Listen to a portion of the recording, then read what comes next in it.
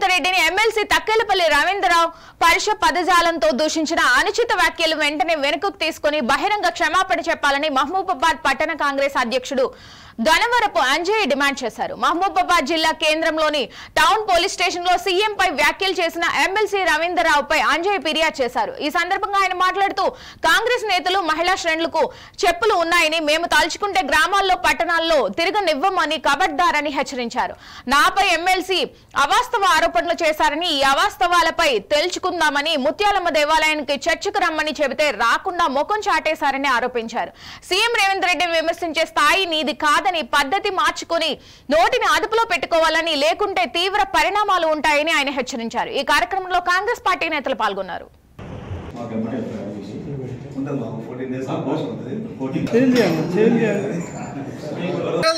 ముఖ్యమంత్రి రేవంత్ రెడ్డి గారి అనుచిత వ్యాఖ్యలు తగ్గపల్లి రవీంద్రరావు పైన ముఖ్యమంత్రి రేవంత్ రెడ్డి గారిపై చేసినటువంటి అనుచిత వ్యాఖ్యలు తగ్గపల్లి రవీంద్రరావు పైన 2 వారాల కాంచి తక్కలపల్లి రవీంద్రరావు ఎమ్మెల్సీ సీఎం గారి పట్ల అనేక రకాల అనుచిత వ్యాఖ్యలు చేస్తూ బూతులు తిట్టడం జరుగుతుంది.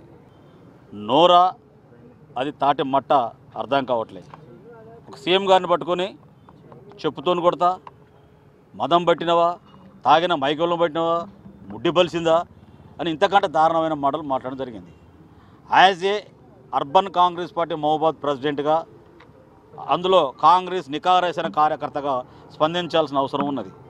ఈ మాటల్ని మొత్తం కూడా మా జిల్లా అధ్యక్షులు భరత్ చంద్రెడ్డి గారితో, అదేవిధంగా మా పార్లమెంట్ సభ్యులు బలరాం నాయక్ గారితో, ప్రభుత్వ చీఫ్ విప్ రామచంద్ర నాయక్ గారితో, మా స్థానిక ఎమ్మెల్యే సోదరుడు మురళీ నాయక్ గారితో చర్చించడం జరిగింది. అంజన్న మీరు ప్రెస్ మీట్ పెట్టండి, మీరు మాట్లాడండి, దాన్ని ఖండించండి.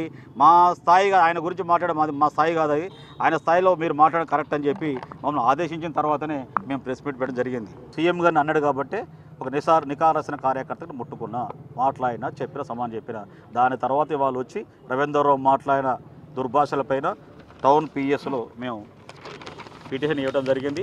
దీనిపైన తక్షణమే చర్య చేసి దీనికి సంబంధించిన వీడియో క్లిప్ను కూడా పెన్ డ్రైవ్ ద్వారా సిఐ గారికి ఇవ్వడం జరిగింది. తప్పనిసరిగా చర్య తీసుకుంటారు. ఇక రోజుకో కార్యక్రమం ఉంటుంది. ఇప్పటికైనా నువ్వు మా సీఎం గారికి క్షమాపణ చెప్పి నాకు పొరపాటు అయింది అని చెప్తే వదిలేస్తా. పోనీ ఉదాహరణ అది కూడా వదిలేస్తా, ఒక మానవత దృక్పథంగా వదిలేస్తాను. కానీ నీ అహంకారంతో చేస్తే మాత్రం వదిలిపెట్టే బడుగు బలహీన వర్గాలు మొత్తం